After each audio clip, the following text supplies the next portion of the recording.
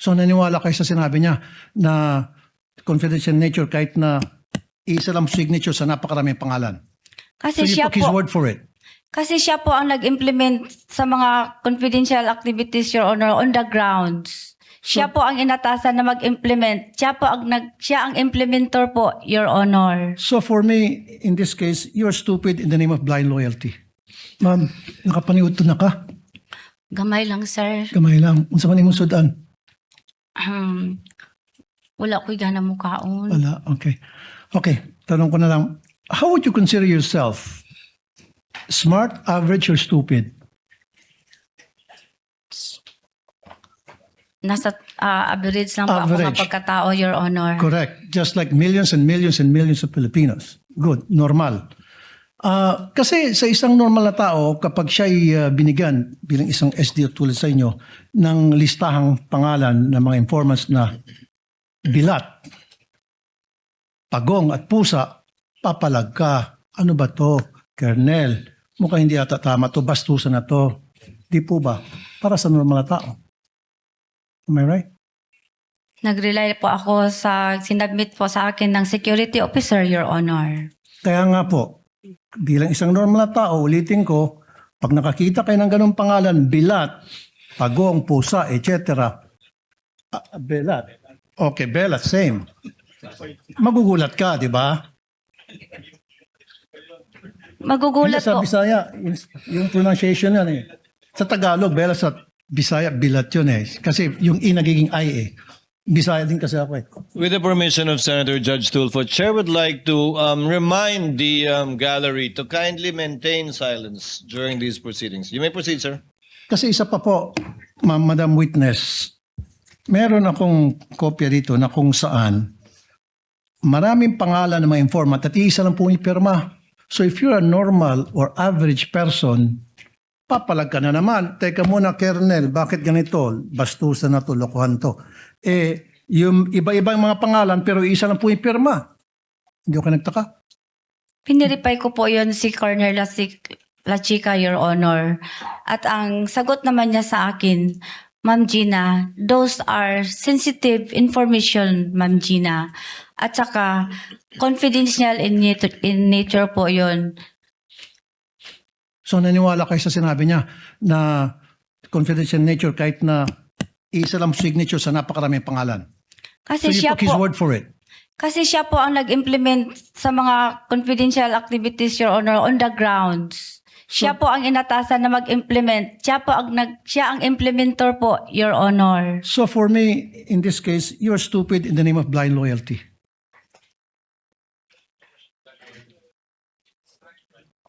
Ano po yun? Naging stupido kayo sa ngalan ng isang tinatawag na blind loyalty. Nakapikit kung ano yung sinasabi sa iyo ng nakakataas, sinusunod mo na lang. Stupido ka pa rin, pero in the name of blind loyalty. Would you agree? Dili ko maintindihan, Your Honor. I'm sorry. Okay, nung kayo po ay SDO sa Davao, nung mayor si BP Sara noon, hindi kayo nagkaroon ng disallowance, right? Never?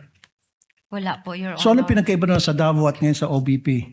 Bakit nagkaroon kayo ng disallowance ngayon dito sa OVP and DepEd versus nung nasa Davao kayo, wala kayong disallowance? Anong pinagkaiba? Ang maalala ko lang, Your Honor, sa Davao po, doon po mag-submit po kami ng accomplishment report doon po sa DILG, hindi po sa Office of the Vice President, hindi po sa Office of the President, sa Senate at saka sa HOR, Your Honor. So nung panahon po sa Davao, meron ba mga pangalan piatos? Meron ba mga pangalan mga belat, pagong, pusa, etc.? Hindi ko ma-remember, Your Honor. Hindi All ko of a sudden, maalala. hindi mo na maalaala.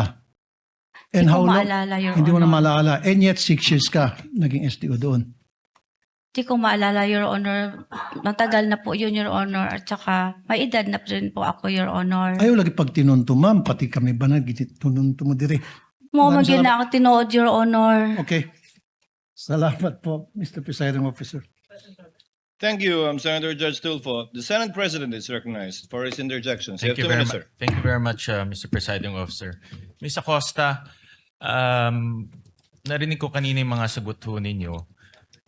bilang isang accountable officer, paano nyo masisigurado o paano nyo masisiguro sa taong bayan na yung perang ibinigay nyo kay Colonel Lachica ay hindi nabulsa o hindi nakurap? Isa po ang problem, Your Honor, is we were able to liquidate. Nakagawa po kami ng liquidation, Your Honor, at na-submit po yun sa COA, Your Honor. Pero wala, kanina narinig ko rin wala kayong personal knowledge at hindi nyo rin nakita yung pagbibigay ng pera. Paano nyo malalaman kung pumunta sa bulsa niya yung pera o hindi? Your Honor, Kung wala kayong personal knowledge, wala kayong direktang nandoon, Your Honor, nagbigay po sa akin ang security officer namin na si Colonel Lachica ng fund utilization paano report, kung Your yung fund Honor. utilization report ay peke, dinoktor?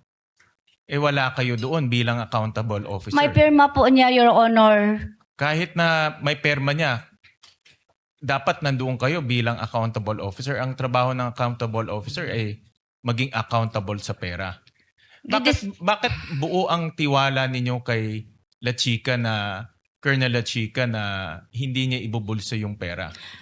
Buo po ang tiwala ko kay Colonel Lachica, Your Honor, kasi unang-una, siya po ang gidesignate ni Vice President Sara, Your Honor, na security officer of the Office of the Vice President.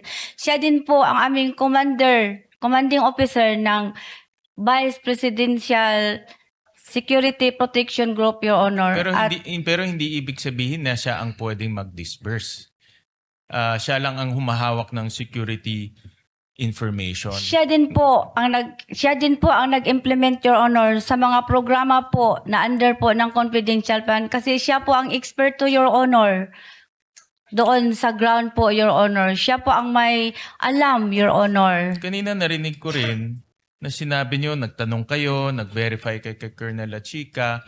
Hindi nyo ba sinumbong o nagsabi kay VP Sara na baka may problema itong pagbibigay ng pera kay Lachica dahil ang sagot niya lang sa inyo ay confidential information o security?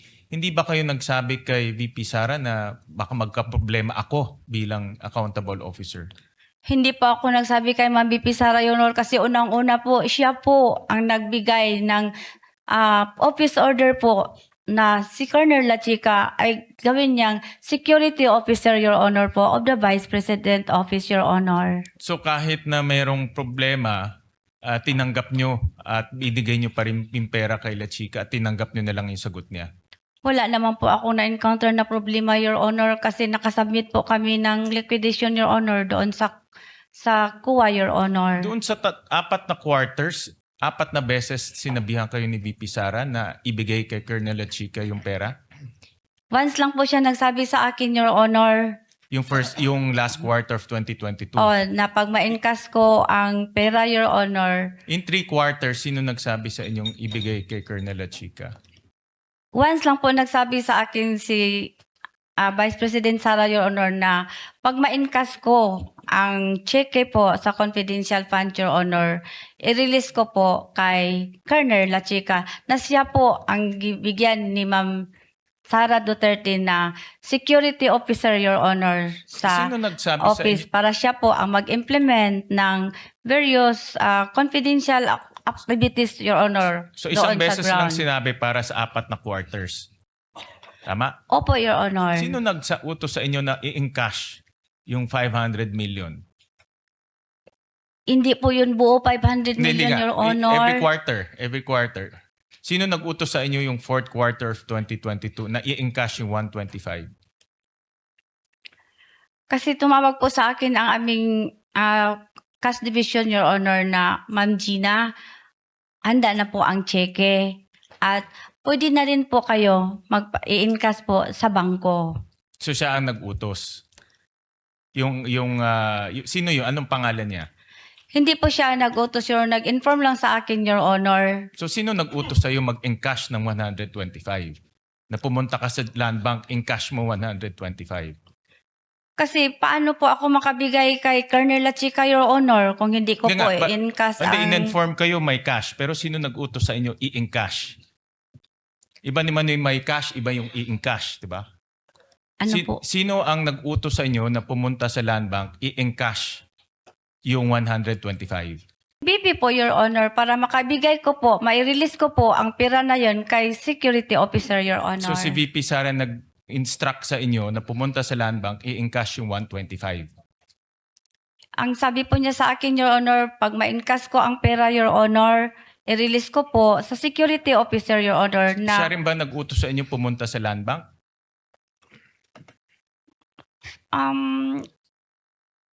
basta yun po, paano ko po ma-encash, paano ko po maibigay ang pera, Your Honor, kung hindi po ako magpunta sa land bank, Your Honor? Yung- Paano ko po ibigay ang cash doon sa security officer, Your Honor, na sinabi ni Ma'am BP na pag ma-encash ko, ibigay ko sa kanya. Kung hindi po ako magpunta sa bangko, Your Honor, para ipa-encash ang Naintindihan ko. cheque Ang po. tanong ko is, sino ang nag-utos sa inyo pumunta sa land bank para mag-encash? Yun, ganun kasimple lang. Sino ang tumawag sa inyo, nagsabi sa inyo, punta ka sa land bank, encash mo yung 125? Ang pagsabi po sa akin, Your Honor, yung sa cash division namin, ganito po, Your Honor. Ma'am Gina, handa na po ang cheque. At pwede na din po kayo magpunta sa bangko. Na i-encash. Opo, Your Honor. Yung sa other quarters, sa first quarter, second quarter, third quarter, sino nag-utos sa inyo mag-encash?